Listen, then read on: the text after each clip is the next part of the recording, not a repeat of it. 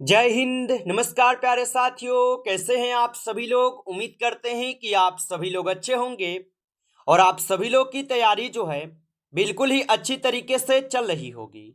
तो प्यारे साथियों, आज की इस क्लास में हम सभी लोग जो है RRB NTPC under graduate exam 2026 के लिए जो है टॉप ऐसे इंपोर्टेड और चुनिंदे प्रश्नों को देखेंगे जो कि साथियों आपके 13 और 14 जून के एग्जाम के लिए जो है काफी ही इंपॉर्टेंट है।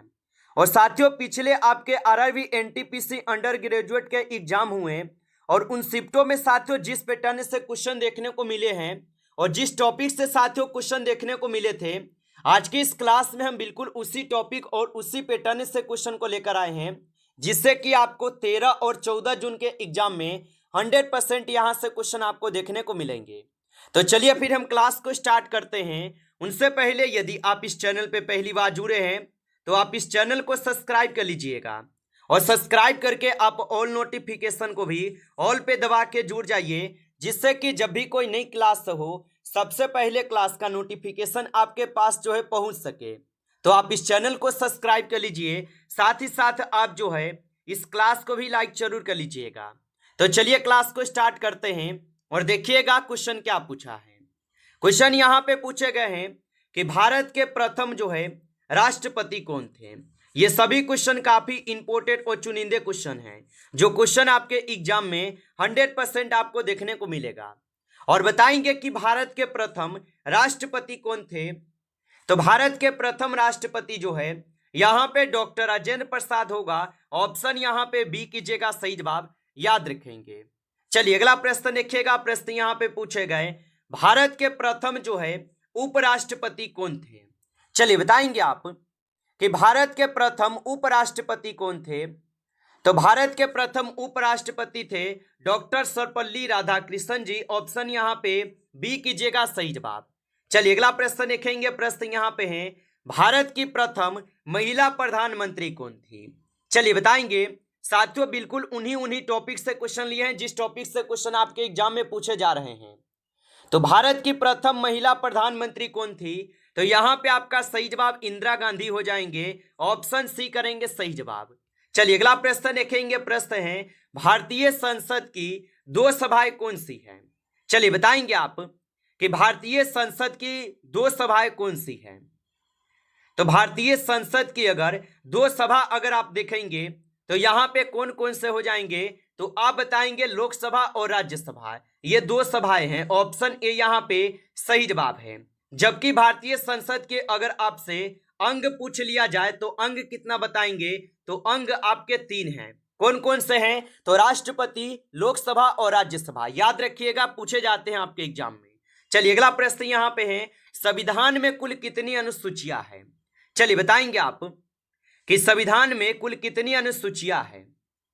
तो याद रखेंगे संविधान में जो है कुल अभी अभी आपके 12 अनुसूचियां है। ऑप्शन बी कीजिएगा। चलिए अगला प्रश्न देखेंगे कि किस भाग में राज्य के नीति निर्देशक तत्व हैं। चलिए ऐसा लगाइएगा और साथियों आप कमेंट करके बताइए कि आपका एग्जाम कौन से डेट पे है और कौन से शिफ्ट में है। आप कमेंट करके जरूर बताइएगा और भारतीय बताइएगा कि किस भाग में राज्य के नीति निर्देशक तत्व है। तो राज्य के नीति निर्देशक तत्व कहां पे है, भाग 4 में है। ऑप्शन बी यहां पे लगा रहे हैं तो सही जवाब है भाग 4 में। आगे देखिए अगला प्रश्न यहां पे दिए गए हैं, भारतीय संविधान सभा का अनुच्छेद 1 क्या कहता है। तो भारतीय संविधान का अनुच्छेद 1 जो है ये क्या कहते हैं। तो आप लोग का सही जवाब क्या रहेंगे, तो आप बताएंगे कि अनुच्छेद 1 जो है यह क्या कहते हैं। तो भारत जो है ना ये राज्यों का संघ है, ये अनुच्छेद 1 में स्पष्ट रूप से बताए गए हैं। चलिए अगला प्रश्न देखेंगे कि समानता का अधिकार संविधान के किस अनुच्छेद में है। तो समानता का जो अधिकार है ये संविधान के किस अनुच्छेद में है। तो समानता का अधिकार हो जाएंगे आपके अनुच्छेद 14 में। ऑप्शन सी कीजिएगा, सही जवाब अनुच्छेद 14 में होगा। चलिए अगला प्रश्न देखेंगे, भारतीय संविधान की प्रस्तावना की शुरुआत किस वाक्य से होती है।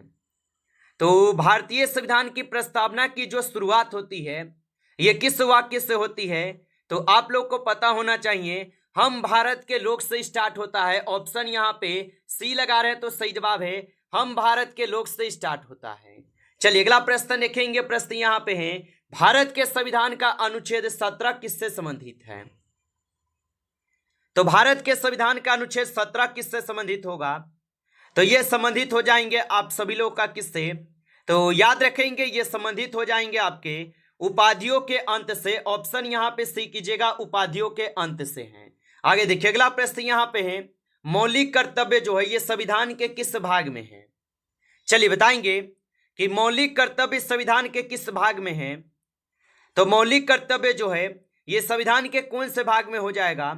तो याद रखेंगे यहां पे इस क्वेश्चन का सही जवाब भाग 4 के ए में होगा। ऑप्शन सी कीजिएगा, ऑप्शन सी सही जवाब है।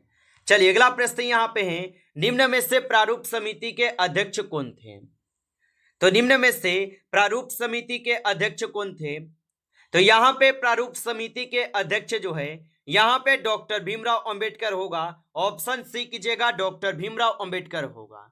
चलिए अगला प्रश्न देखेंगे। प्रश्न यहाँ पे है कि समाजवाद, पंथ निरपेक्ष तथा अखंडता शब्द किस संशोधन द्वारा जो है संविधान में जोड़े गए हैं? चलिए बताएंगे। तो समाजवाद, पंथ निरपेक्ष तथा अखंडता शब्द संविधान संशोधन द्वारा संविधान में कब जोड़े गए थे? तो ये जोड़े गए थे आपके कब? तो याद रख लीजिएगा ये जोड़े गए हैं 42वां संविधान संशोधन के द्वारा। ऑप्शन ए यहाँ पे सही जवाब होगा। चलिए अगला प्रश्न देखेंगे। प्रश्न यहाँ पे पूछे गए और प्रश्न क्या है कि भारत में मौलिक अधिकारों का संरक्षक कौन है? चलिए बताएंगे।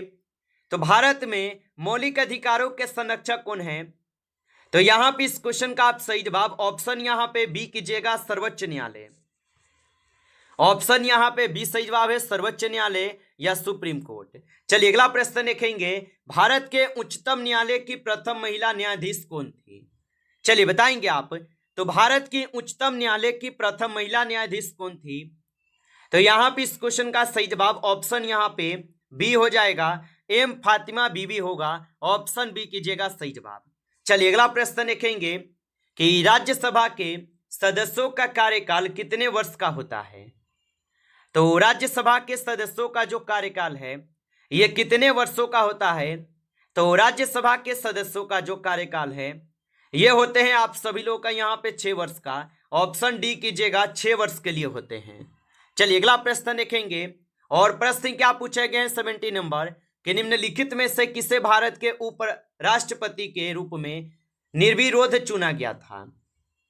तो निम्नलिखित में से किसे भारत के राष्ट्रपति के रूप में निर्विरोध चुने गए? तो निर्विरोध किससे चुने गए थे? तो यहाँ पे इस क्वेश्चन का सही जवाब ऑप्शन बी करेंगे, नीलम संजीव रेड्डी। निर्विरोध का मतलब क्या होता है? इसका मतलब होता है कि कभी भी क्या है तो यहाँ पे चुनाव प्रक्रिया में भाग नहीं लिए हैं, निर्विरोध चुने गए। चलिए अगला प्रश्न यहाँ पे कि भारतीय संविधान का कौन सा अनुच्छेद उपाधियों के अंत से संबंधित है? चलिए बताएंगे। और आप अभी तक इस क्लास को लाइक नहीं किए हैं तो साथियों इस क्लास को एक बार आप लाइक कर लीजिए।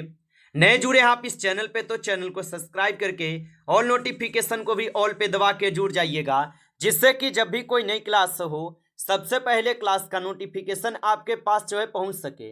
तो आप इस चैनल को सब्सक्राइब कर लीजिए। और भारतीय संविधान का कौन सा अनुच्छेद उपाधियों के अंत से संबंधित है? तो यहाँ पे हो जाएंगे आप सभी लोग का अनुच्छेद 18। ऑप्शन डी कीजिएगा, अनुच्छेद 18 होगा। चलिए अगला प्रश्न देखेंगे। प्रश्न यहाँ पे है कि लोकसभा का सदस्य बनने के लिए न्यूनतम आयु जो है कितनी होनी चाहिए? तो लोकसभा का सदस्य बनने के लिए न्यूनतम आयु कितनी होनी चाहिए? तो लोकसभा के लिए आपके 25 वर्ष आयु होनी चाहिए। ऑप्शन डी कीजिएगा सही जवाब, 25 वर्ष। अगला प्रश्न देखेंगे। प्रश्न यहाँ पे है और प्रश्न क्या है कि भूगोल का जनक जो है किसे कहा जाता है? चलिए बताएंगे। तो भूगोल का जनक किसे कहते हैं? तो भूगोल का जनक इरेथोस्थिनीज को कहते हैं। ऑप्शन सी यहाँ पे सही जवाब है। अगला प्रश्न देखेंगे। प्रश्न यहाँ पे है कि सौर प्रणाली की खोज किसने की थी?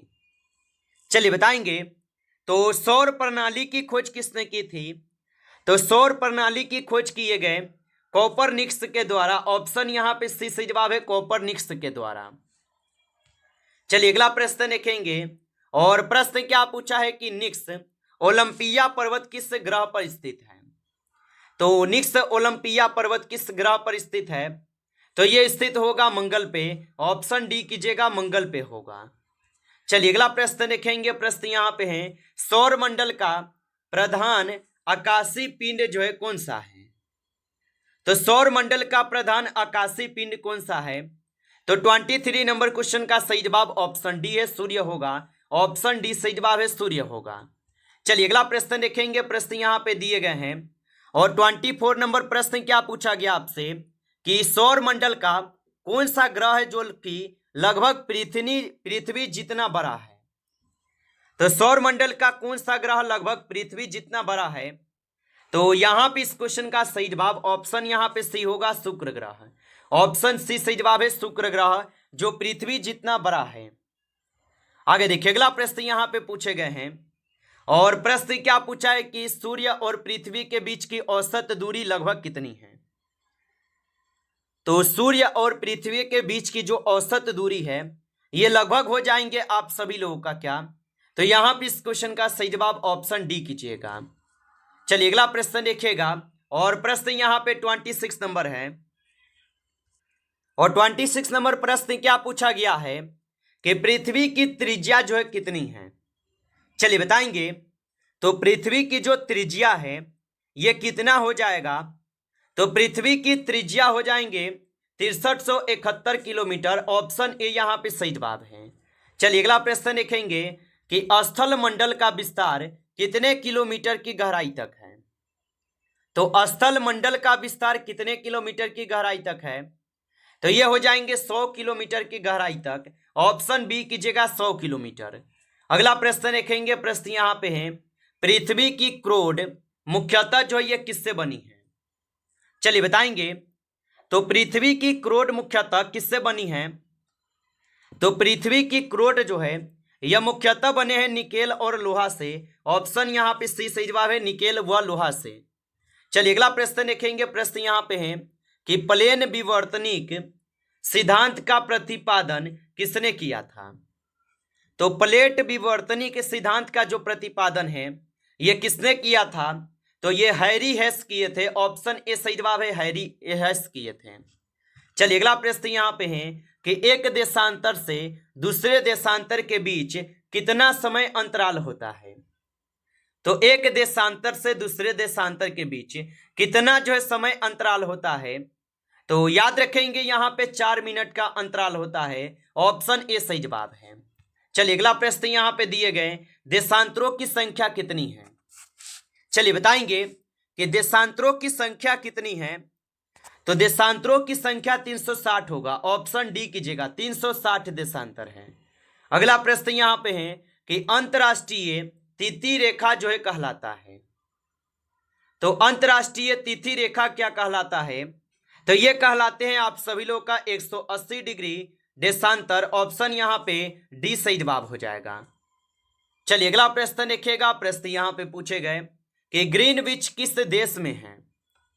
चलिए बताएंगे कि ग्रीनविच जो है ये किस देश में होगा। तो ग्रीनविच जो है ये हो जाएंगे आप सभी लोग के यूके देश में। ऑप्शन यहाँ पे बी सही जवाब है, यूके देश में होगा। अगला प्रश्न यहाँ पे दिए गए, भूपृष्ठ का कितना प्रतिशत भाग अवसादी शैलों से ढका है? तो भूपृष्ठ का कितना प्रतिशत भाग जो है अवसादी शैलों से ढका हुआ है? तो याद रखेंगे यहाँ पे हो जाएंगे 75%। ऑप्शन ए सही जवाब है। चलिए अगला प्रश्न देखेंगे। प्रश्न यहाँ पे है कि रिंग ऑफ फायर को आप निम्नलिखित में से किस महासागर से संबंध करेंगे? तो रिंग ऑफ फायर को आप निम्नलिखित में से किस महासागर से संबंध करेंगे? तो याद रखेंगे यहाँ पे प्रशांत महासागर होगा। ऑप्शन डी सही जवाब है, प्रशांत महासागर। नमस्कार साथियों, इस क्लास में आपके टॉप 35 क्वेश्चन थे जो काफी इंपॉर्टेंट क्वेश्चन थे। साथियों यदि आपको क्लास अच्छा लगा हो तो आप इस क्लास को एक बार लाइक कर लेंगे।